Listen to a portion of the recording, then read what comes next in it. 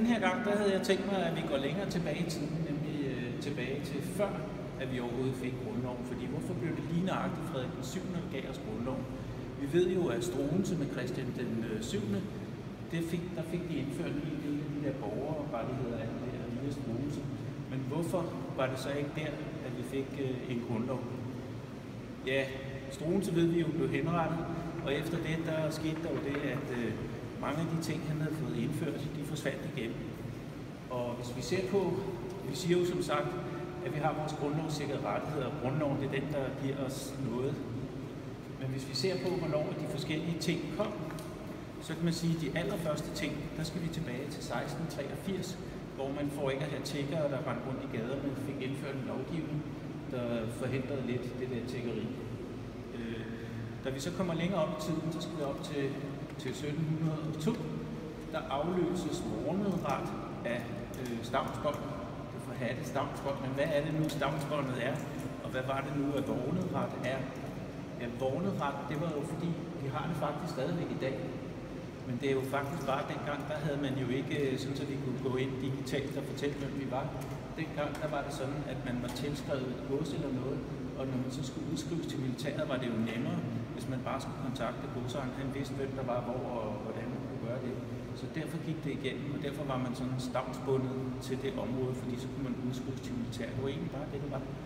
Og man kan sige, at vi har jo i virkeligheden ikke fået det ophævet, fordi vi har jo stadigvæk udskrevet til militæret. Det hedder bare noget andet. Men hvis vi skal sige den dato, hvor man ophævede det med, at man skulle være tilskrevet et gods, så var det, hvad det hedder, eller det år, det var 1788. Og der kommer så et møde for 50 år for ophævelse af det, som er det, der bliver årsagen til, at vi ender med at få grundlov. Fordi da man holder det møde i fest for, at man har ophævet stavnsbåndet, der er der en række taler, hvor blandt andet Ola Lehmann fortæller, at det ikke er godsejerne, der nødvendigvis ejer al jorden. Vi har alle sammen ret til en del af det og sådan noget. Og det høster jo en masse bifald også. Men det sætter også en anden mand i gang, nemlig Peder Hansen. Og Peder Hansen, han møder i sin vej rundt i Danmark for at samle underskrifter, for at gøre det nemmere for bønderne, og det at overtage en gård. Så møder han en skolelærer, der hedder Rasmus Sørensen, som også selv har visioner, og som støtter op om det her. Peder Hansen var en simpel bonde og havde næsten ingen penge, men Rasmus Sørensen, han var via en godsejer nede ved, Sydsjælland. Der havde han stor opbakning, og derfor lykkedes det via Rasmus Sørensen at få finansieret noget af det her.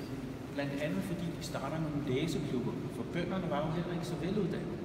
Så man lavede nogle læseklubber, og der kunne du så komme ligesom at holde foredrag og få penge for det.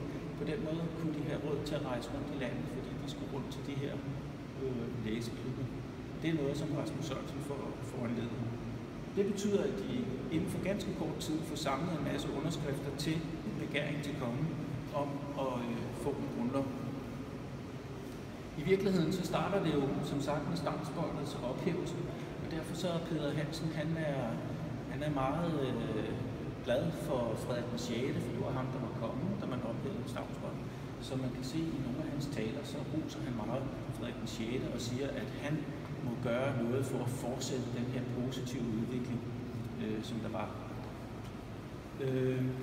Så får vi en konge mellem Frederik den 6. og Frederik den 7., nemlig Christian den 8. Men Christian den 8. han er ikke helt sådan til at håbe og stikke i, så det er faktisk først, når han dør, at der kommer fred i det igen. Og der vil jeg sige, der er der jo også sket det i mellemtiden, at der er samlet rigtig mange underskrifter, over 9.000 underskrifter. Man skal tænke på, at dengang der måtte man gå fra dør til dør for at samle de her underskrifter, så det var et kæmpe arbejde. Og egentlig så kan man sige, at vi får grundloven, ja, i 1849, og den første grundlov, der sidder kongen ikke i statsrådet, så derfor er det ret demokratisk i forhold til de grundlov, vi får efterfølgende. Fordi de efterfølgende grundlov, der lader man kongen som statsråd. Og der er jo en paragraf i grundloven, der siger, at de vigtige beslutninger og lovforslag træffes i statsrådet. Så det er ikke i parlamentet, som vi tror. Det er noget, der sker i statsrådet. Parlamentets godkendelse af statsrådets beslutning er næsten bare pro forma, fordi dem, der sidder i parlamentet, er jo udvalgt af, eller medlemmer i de partier, som ministerne er medlemmer i dag. I gamle dage var der ikke så mange partier, men der kan man sige, der var bønderne og adelen, og det var nærmest sådan, det var opdelt. Det var bondevennerne, som var bønderne, der i dag er Venstre, og så var der adelen, som var partiet Højre. Og den magtkamp, den ender jo så, hvis man kan sige, med de her med, at vi får alle de her partier et meget grumset politisk billede, men det er jo smart for kongen, for når man har så mange partier og har så grumset et billede, så er der ikke nogen, der lægger mærke til, hvad der egentlig foregår, og kongen kan bedre reagere i statsro. Så de får jo samlet de her 9.000 underskrifter simpelthen med det her hårde arbejde, og får så lagt pres, da Christian den 8. dør. Og der er det ikke bare Ole Lehmann, der går ind til Frederik den 7. Det er også Ditlev Monrad, som vi kender som ham, vi siger, der er grundlovens far og fader. Men det var han også på den måde, at han var den, der ligesom skrev, hvordan paragraferne skulle være. Og det gjorde han faktisk ud fra den belgiske grundlov, som han så lavede en lille smule op på nogle steder. Men det, hvis man går tilbage til Romerrigets tid og ser, hvordan man lavede love der, og så går frem efter, så kan man se, at mange af de europæiske lande har grundlov, der minder om hinanden, fordi det i virkeligheden hedder romersk lov.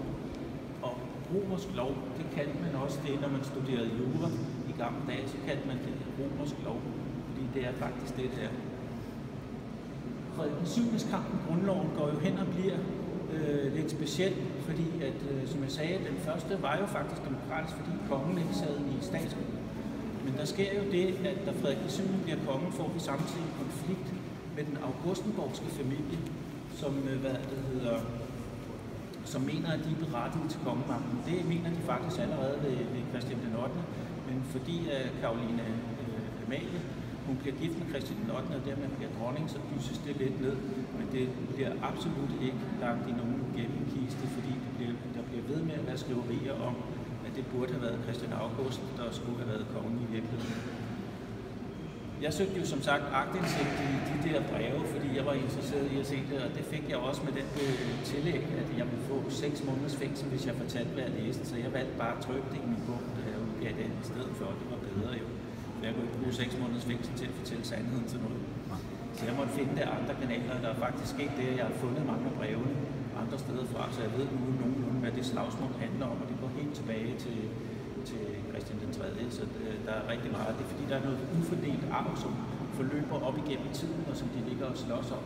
Og derfor er der lidt problemer, også fordi, at vores den Oldenborgske arverækkefølge ser ud, som om den er ved at uddø i perioden inden, og derfor så laver man et giftemål med Frederik Christian af Augustenborg og Caroline Amalie, eller Louise Augusta. Og det giftemål skulle jo så sikre, at det ikke blev en svensk konge, der fik magten i Slesvig, fordi det lå det nemlig til. Så det var jo for at sikre det på det tidspunkt. Det går så bare hen og bliver et problem, da der ikke er nogen naturlige arving til Frederik den 6. efterfølgende. Så, og det er jo det, der hele tiden kendetegner alle de her krige. Og som sagt, den første slesvigske krig, der laver man en fredsaftale i London i 1852, og det er den, der bliver brugt til at ændre grundloven, fordi man siger i den, ja, men vi har lovet, at for at bevare Slesvig og Holsten og Lauenborg i det danske rige, så skal kongen sidde statsrådet, vi skal have de her forandringer. Men det bliver kun midlertidigt, så man lovede, det kun var en midlertidig grundlov, når man lavede det, der hedder grundlovsbestemmelserne, som skulle være sådan, at hvis det var, at det ikke kunne lade sig gøre, så skulle vi gå tilbage til 1849-grundloven. Men da vi efter krigen i 1864 mister de sidste hertugdømmer, der får vi altså ikke gået tilbage til 1849-grundloven. Det, der i stedet for sker, det er et kæmpe slagsmål i rigsdagen, som betyder, at vi får godt nok borgerrettighederne tilbage igen i grundloven, men vi får ikke fjernet kongemagten. Kongen bliver ved med at sidde statsrådet, bliver ved med at have indflydelse på lovgivningen. Og sådan er det også i dag. Lige siden dengang faktisk har man ikke ændret det. Frederik den 7.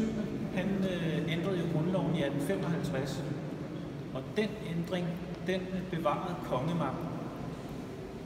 Og det var den, jeg lige fortalte om, hvor man sagde, den var midlertidig. Da man så var i gang med at ændre den i 1863, der levede han jo endnu, mens man lavede alt forarbejde til ændringerne. Men han kommer ikke til at underskrive den, for han dør lige inden. Og der har jeg jo fundet ud af, at mange af de ting, der blev vedtaget i rigsdagen, blandt andet mundtlighed, retsplejen og sådan noget, det skulle jo have været i grundloven i 1863. Men det kom aldrig ind i grundloven i 1863, så der blev simpelthen snydt. Og fra grundloven. Grundloven i 1863 svarer ikke til det, der blev vedtaget i rigsdagen. Og det viser jeg i min bog, Den forsvundne grundlov.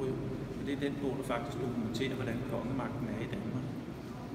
Så hans slagsmål ender jo med, at han dør. Jeg må indrømme, at jeg tror ikke, det var tilfældigt, at han døde lige inden den skulle underskrives, fordi han er citeret for flere gange i statsrådet at være bekymret for de her love, de laver. Blandt andet, da han skal ændre grundloven i 1855, der siger han i statsrådet, jamen hvis vi gør det på den her måde, vil det være et slags statskup. Og det er fordi, man er i gang med at ændre grundloven uden at lægge det frem for rigsdagen. Så det kommer først senere, efter den er underskrevet af Frederik VII, og det mener han ikke, at man kan være bekendt og gøre det på den måde. Og det havde han jo ret i, for vi ved jo alle sammen godt, at der er den regel, der hedder, at hvis loven er underskrevet, så er den gyldig. Så det havde han jo fuldstændig ret i. Så det er helt sikkert, at de ting, jeg kan se, der skete i rigsdagen på vej op til grundlovsændringen i 1863, betød, at han faktisk var ved at gøre den demokratisk igen. Og det fik vi så bare aldrig, fordi han døde. Og det er jo selvfølgelig også en af grunden til, at vi lægger blomster på hans grav i dag, fordi var han ikke død på det tidspunkt, så havde vi haft meget mere demokrati i dag. Det er jeg helt overbevist om.